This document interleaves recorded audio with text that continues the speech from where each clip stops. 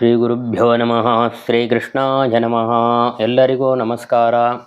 ಮೊನ್ನೆ ಒಂದು ದಿನವಾರ ಸಂದರ್ಭದಲ್ಲಿ ಒಬ್ಬರು ಕೇಳಿದರು, ನನಗೆ 2 ಹೆಣ್ಣು ಮಕ್ಕಳಿದ್ದಾರೆ, ನಮ್ಮ ತಂದೆ ತೀರಿ ಹೋದರೆ ಇದನ್ನು ಯಾರು ಮಾಡೋರ ಅಂತ್ಯೇಷ್ಟಿ ಕರ್ಮಗಳು ಸರಿ ಮತ್ತು ತಿಂಗಳು ಮೃತ್ಯುತಿ ಶ್ರಾದ್ದಗಳೆಲ್ಲ ಯಾರು ಮಾಡೋರು ಹಾಗೆ ಅಂತ ಒಬ್ಬರು ಕೇಳಿದರು. ಅಂದರೆ ಮಗ ಇದ್ದರೆ ಮಾಡ್ತಾನ, ಇದು ಓಕೆ, ಇದು ಪ್ರಾಬ್ಲಮೇ ಇಲ್ಲ.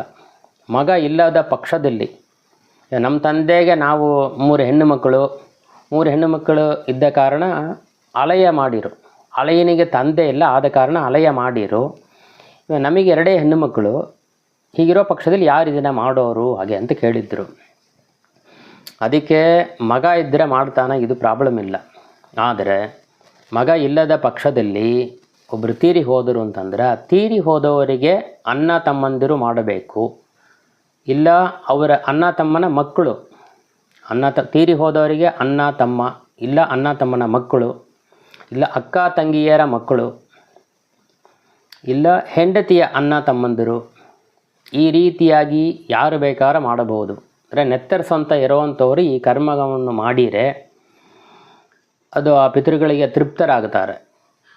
ಹಾಗೆ ಯಾರುವೇ ಇಲ್ಲ ಎಂಬ ಪಕ್ಷದಲ್ಲಿ ಯಾರೋ ಒಂದು ಬ್ರಾಹ್ಮಣನ ಇಟ್ಟುಕೊಂಡು ಈ ಯಜಮಾನಿಯ ಗಂಡ ಹಾಗೆ ಅಂಥೇಳಿ ಈ ಕರ್ಮವನ್ನು ಮಾಡಬೇಕು. ಅಂದರೆ ಇವರ ಹೆಸರಲ್ಲಿ ಮಾಡೋದು ಹಾಗೆ ಅಂತ ಅದಕ್ಕೆ ಹೆಸರು. ಅಂದರೆ ಯಾರ ಹೆಸರಲ್ಲಿ ಮಾಡಿದ್ದಾರೆ ಅಂತ ಆಚಾರ ಕೇಳಲ್ಲ, ಒಂದು ಸಲ ತಿಥಿ ಮಾಡೋ ವೇಳೆ.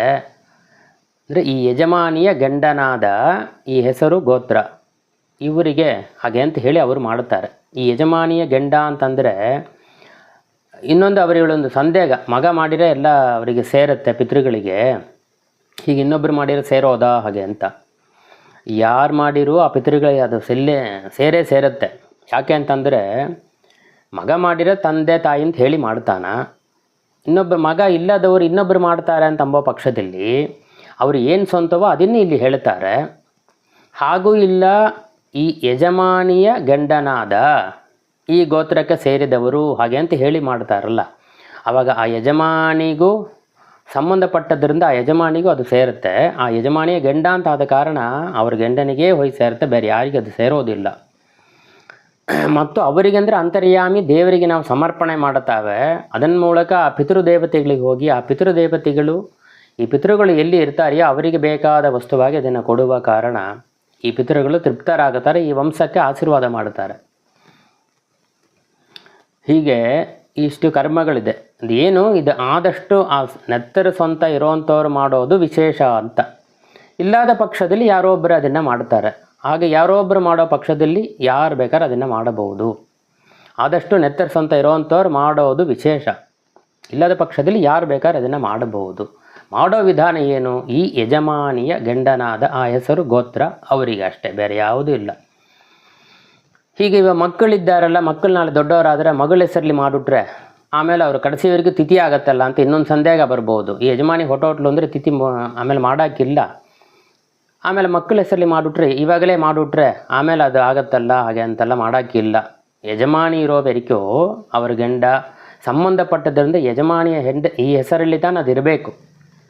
ಆಮೇಲೆ ಅಲೆಯ ಬರ್ತಾನೆ, ಆಮೇಲೆ ಅಲೆನಿಗೆ ತಂದೆ ಇಲ್ಲದ ಪಕ್ಷದಲ್ಲಿ ಅವ್ರು ಯಾರೋ ಒಬ್ಬರು ಮಾಡ್ತಾರೆ, ಯಾವುದೋ ಒಂದು ಅಲೆಯ ಮಾಡ್ತಾರೆ. ಏನು ಅತ್ತೆ ಮಾವ ಅಂತ ಹೇಳಿ ಹೆಣ್ಣು ಕೊಟ್ಟ ಅತ್ತೆ ಮಾವ ಅಂತ ಹೇಳಿ ಅವರೇ ಮಾಡ್ತಾರೆ ಅದನ್ನು. ಇಲ್ಲ ಹೆಂಡತಿಯ ಹೆಸರಲ್ಲಿ ಹೆಂಡತಿಗೆ ತಂದೆ ತಾಯಿ ಹಾಗೆ ಅಂತ ಹೇಳಿ ಮಾಡಬಹುದು. ಅತ್ತೆ ಮಾವ ಅಂತಲೂ ಮಾಡಬಹುದು, ಹೀಗೂ ಮಾಡಬಹುದು. 20 ವರ್ಷ ಬೆಳೆಸಿ ಮಾಡಿ ಮದುವೆ ಮಾಡಿಸಿ ಕೊಡ್ತಾರಲ್ಲ ಅವರಿಗೆ, ಆದ ಕಾರಣ ಅವರು ಅದನ್ನು ಮಾಡೋದರಿಂದ ತಪ್ಪಿಲ್ಲ, ಪಿತೃಗಳ ಆಶೀರ್ವಾದವೇ ಆಗುತ್ತೆ, ಅದರಿಂದ ಅದು ಮಾಡಬಹುದು. ಅಂದರೆ ಈ ಕರ್ಮ ಯಾರು ಮಾಡಿರೂ ಸರಿ, ಮಾಡೋಂಥವರಿಗೆ ತಂದೆ ಇಲ್ಲಾಗಿರಬೇಕು ಹಾಗೆ ಅಂತ, ಬೇರೆ ಒಂದು ಇಲ್ಲ. ಓಕೆ, ಶ್ರೀಕೃಷ್ಣಾಯ ನಮಃ. ವಿಡಿಯೋನ ನೋಡ್ರಿ, ನೀವು ಅರ್ಥ ಮಾಡಿಕಿಲ್ರಿ, ಹೇಳೋ ವಿಷಯಗಳು ನಿಮಗೆ ಅರ್ಥ ಆಗತ್ತೀಯ ಹಾಗೆ ಅಂತ ಒಂದು ಇದು ಕಮೆಂಟ್ಲಿ ಹಾಕಿರ್ತಾನೆ, ನಮಗೆ ಅದು ನೋಡ್ತಾರೆ, ಇದು ಜನಗಳಿಗೆ ಬೇಕಾಗಿದೆ, ಇನ್ನೂ ಸ್ವಲ್ಪ ಏನಾರು ಹೇಳೋಣ ಹಾಗೆ ಅಂತ ನಮಗೆ ತೋರೋದು.